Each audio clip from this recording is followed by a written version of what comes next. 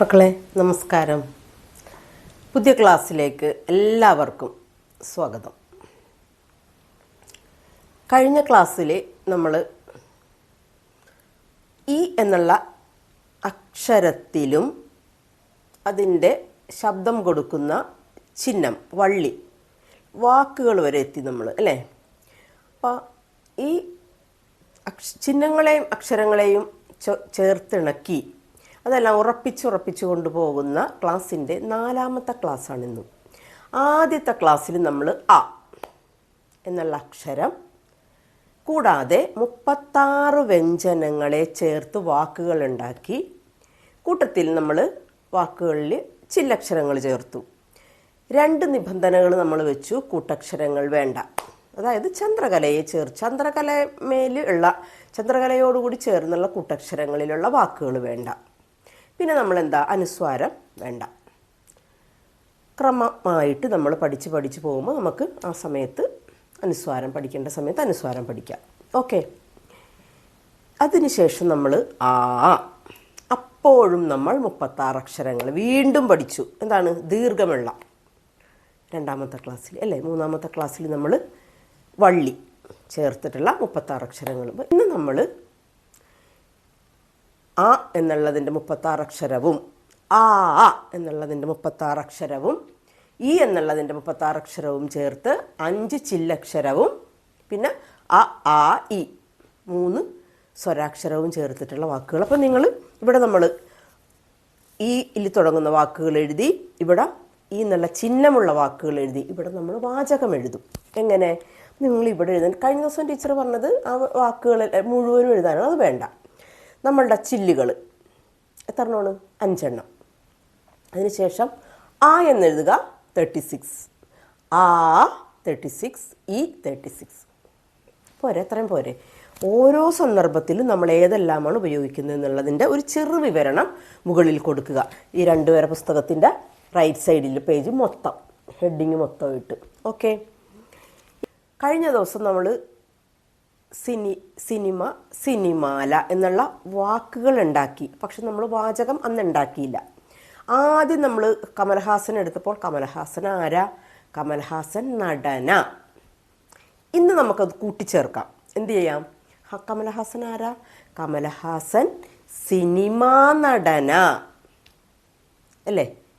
കമൽഹാസൻ നടൻ, സിനിമാ നടൻ, അല്ലെങ്കിൽ സിനിമാ നടന കമലഹാസൻ, അങ്ങനെയും എഴുതാം. വ്യത്യസ്തമായ രീതിയിൽ എഴുതാം. കഴിഞ്ഞ ദിവസം നമ്മൾ ജലജ, സരസ, കനക എന്നൊക്കെ പറഞ്ഞെങ്കിലും ആരാന്ന് ചോദിച്ചില്ല. കാരണം സിനിമാ നടി എന്ന് എഴുതണമെങ്കിൽ നമ്മൾ വള്ളി ഉപയോഗിച്ചുള്ള വാചകം ആകേണ്ടി വരും. അപ്പോൾ ഇന്ന് നമുക്ക് എഴുതാം. ജലജ ആരാ? കനക ആരാ? ജലജ നടിയ, സിനിമാ നടി, അല്ലെങ്കിൽ ജലജ സിനിമാ നടിയ. അല്ലെങ്കിൽ എന്തെഴുതാം? സിനിമാ നടിയ ജലജ, ജലജ സിനിമാ നടി. പോലെ കനകേനയും എഴുതാം. ഇതൊക്കെ നടികളാണ് കേട്ടോ. പിന്നെ നമ്മൾ ആലോചിക്കണം ഏതെല്ലാം വാക്കുകൾ, അല്ലെങ്കിൽ സിനിമാ നടനായിക്കോട്ടെ, നടിയായിക്കോട്ടെ, സ്ഥലങ്ങളായിക്കോട്ടെ, നമ്മുടെ ചിഹ്നത്തിൽ ഉപയോഗിക്കുന്ന പരമാവധി നമ്മൾ തിങ്ക് ചെയ്യണം, ആലോചിക്കണം. ഇപ്പം ചിലി എന്നുള്ള രാജ്യം എഴുതാം അല്ലേ. പക്ഷെ ചിലി അമേരിക്കൻ രാജ്യമാണെന്ന് എഴുതാൻ പറ്റില്ല. കാരണം നമ്മൾക്ക് കുറച്ചും കൂടി ലെറ്റേഴ്സ് വേണം, ഈ ചിഹ്നങ്ങൾ വേണം. അപ്പോൾ നമ്മളിങ്ങനെ ആഗ്രഹിക്കും, അയ്യോ അതുണ്ടായിരുന്നെങ്കിൽ എനിക്ക് ആ സെൻറ്റൻസ് എഴുതാമായിരുന്നു എന്ന് നമ്മൾ ചിന്തിക്കും. ഇനി മാടവന, മാടവന, അവിടെ ആ ചിഹ്നമുണ്ട്, ഈ ചിഹ്നമില്ല. ചിലിയിൽ ഈ ചിഹ്നമുണ്ട്, ആ ചിഹ്നമില്ല. അപ്പോൾ രണ്ടും കൂടിയുള്ള ചിഹ്നം ആയും ഈയും വരുന്ന ഒരു സ്ഥലപ്പേര് അല്ലെങ്കിൽ ഒരാളുടെ പേര് നിങ്ങൾ ആലോചിച്ച് കണ്ടുപിടിക്കണം. ഇപ്പം ജയഭാരതി കേട്ടിട്ടുണ്ട്, ഒരു സിനിമാ നടിയ ജയഭാരതി. പഴയകാല നടിയിൽപ്പെട്ട ഒരാളാണ്. അതിൻ്റെ അകത്ത് എല്ലാമുണ്ട്. ജയഭാരതി, ആ ഈ എല്ലാം വന്നിട്ടുണ്ട്. അപ്പം ജയഭാരതി ആരാ? ജയഭാരതി സിനിമാ നടിയ, അല്ലെങ്കിൽ ജയഭാരതി പഴയ കാല സിനിമാ നടിയ, പഴയ കാല. ഒരു വലിയൊരു സെൻറ്റൻസ്. അതിൻ്റെ അകത്ത് നമുക്ക് നമ്മുടെ ഇതിൽ ഒതുങ്ങുന്ന ചിഹ്നങ്ങളും പഴയ കാല സിനിമ നടിയ, നമ്മൾ പുറത്തൊന്നും ഒന്നും എടുത്തിട്ടില്ല, കൂട്ടിച്ചേർക്കലൊന്നുമില്ല, അക്ഷരം എഴുതണം. അപ്പോൾ നമുക്ക് ഇന്ന് കുറച്ച് സെൻറ്റൻസുകൾ ഈ ചിഹ്നം വെച്ചിട്ട് എഴുതാം. അപ്പോൾ ആന ഒരു വലിയ ജീവിയാണല്ലേ. ചൈനയിലെ വൻമതിൽ എന്ന് കേട്ടിട്ടില്ലേ?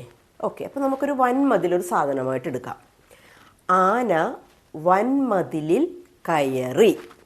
ചിഹ്നത്തിൽ ഉൾക്കൊള്ളുന്നു. ആന വൻമതിലിൽ, മതിലിൽ കയറി.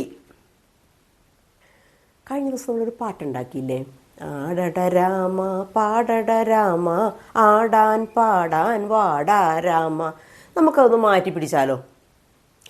ആടിവാ രാമ പാടിവാ രാമ ആശതൻ ആടൽ കാണാൻ വാ. ആശ എന്ന് പറഞ്ഞാൽ ആശാശരത്ത്. നമ്മൾ ആശാശരത്തിൻ്റെ പേര് പൂർണ്ണമായിട്ട് എഴുതൂല. ശരത്ത് എന്ന് എഴുതണമെങ്കിൽ നമുക്ക് എന്ത് വേണം? താഴെ എഴുതിയൊരു ചന്ദ്രക്കല വേണം. അത് വേണ്ട, തൽക്കാലം വേണ്ട.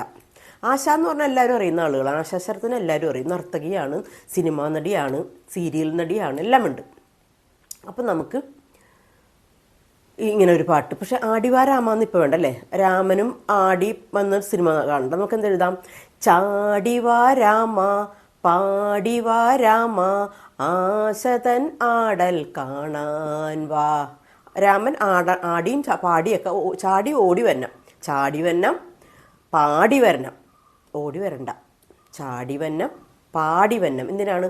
ആശ തൻ ആടൽ. തൻ എന്നുള്ള ഉദ്ദേശം സ്വന്തം എന്നുള്ളൊരർത്ഥമാണ്. ആശയുടെ നൃത്തം. ആശ തൻ ആടൽ. അപ്പോൾ നമുക്കൊന്നും കൂടി പാടിയാലോ? ചാടിവാ രാമ പാടിവാ രാമ ആശതൻ ആടൽ കാണാൻ വാ. ഒരു കൂടെ ഇവിടെ എന്നുള്ള ചിത്രത്തിൻ്റെ പാട്ടുമായിട്ട് ചേർത്ത് അങ്ങ് പാടാം നമുക്ക്, അല്ലേ? ഇനി നമുക്ക് കൂടുതൽ അക്ഷരം കിട്ടിക്കഴിയുമ്പോൾ നമുക്ക് ഒത്തിരി പാട്ടുകളെ കൂട്ടുപിടിച്ച് പഠിക്കാൻ പറ്റും. ഓക്കെ, ഇനി കണി എന്നുള്ളൊരു വാക്ക്. കണി കാണാൻ എല്ലാവർക്കും ഇഷ്ടമായിരിക്കും, അല്ലേ? പക്ഷെ ചില ആൾക്കാർക്ക് മടിയാണ്. കാരണം ഉറക്കത്തിൽ നിന്ന് എണീറ്റ് വന്ന് കണി കാണൽ ഭയങ്കര മടിയാണ്. അപ്പോൾ ഒരാളുടെ പേര് പറഞ്ഞ് രാമന്, സീതയ്ക്ക് എന്നൊക്കെ പറയുമ്പോൾ നമ്മൾ കുറച്ച് ഇത് വേണം. അത് വേണ്ട. കണി കാണാൻ മടിയ, അല്ലേ? അങ്ങനെ എഴുതാം. കണി കാണാൻ മടിയ. ഇനി നമ്മൾ പാല എന്നുള്ളൊരു സ്ഥലമാണല്ലേ. പാല മട ഉണ്ടായിരുന്നു, അല്ലെങ്കിൽ കരടിമട ഉണ്ടായിരുന്നു. അവിടെ വീണ്ടും എന്ത് വന്നു? കരടി വന്നു. അപ്പം എന്തെഴുതാം? പാലായിൽ മടയിൽ കരടി. പാലായിൽ മടയിൽ കരടി. സെൻറ്റൻസ് ആയില്ലേ? ഇനി നമ്മൾ പ്രൈസ് ലിസ്റ്റ് എന്ന് പറയും. പേരുകൾ, സാധനങ്ങളുടെ പേരൊക്കെ എഴുതുന്ന സ്ഥലത്ത് നമ്മൾ പ്രത്യേക സംഗതിയുടെ വില നമ്മൾ തിരഞ്ഞെടുക്കണമെങ്കിൽ, ഇപ്പം അരിയുടെ വില തിരഞ്ഞെടുക്കണമെങ്കിൽ പ്രൈസ് ലിസ്റ്റ് ഇങ്ങനെ കാണിക്കുമ്പോൾ അതിൽ, അരിവില തിര. അതിൽ മീൻസ് ആ പ്രൈസ് ലിസ്റ്റിൽ, വിലവിവര പട്ടികയിൽ. അതിൽ അരിവില തിര. തിര എന്ന് പറഞ്ഞാൽ തിരയുക എന്നുള്ള അർത്ഥത്തിൽ. ഓക്കെ, സിനിമ കാണണമെന്നൊക്കെ വിചാരിച്ചിരുന്നു. പക്ഷേ പെട്ടെന്ന് മഴ വന്ന് നമുക്ക് പോകാൻ പറ്റിയില്ല. സിനിമ കാണൽ പണി പാളി, അല്ലെങ്കിൽ കിണർ പണി പാളി. മഴ വന്നപ്പോൾ കിണറിൻ്റെ പണി നടക്കണില്ല. കിണർ പണി പാളി എഴുതാമല്ലോ. അപ്പം ഇങ്ങനെ അർത്ഥവത്തായ വാക്കുകൾ കൂട്ടിച്ചേർത്ത് നമുക്ക് പുതിയ സെൻറ്റൻസുകൾ ഉണ്ടാക്കാം. ഓക്കെ, എല്ലാവർക്കും പരീക്ഷയുടെ തിരക്കിലേക്കൊക്കെ പോകുന്നതാണ്. All the best. നന്നായിട്ട് പരീക്ഷ എഴുതുക. അതിനുശേഷം അടുത്ത ക്ലാസ്സിലേക്ക് കേട്ടോ. ഓക്കെ.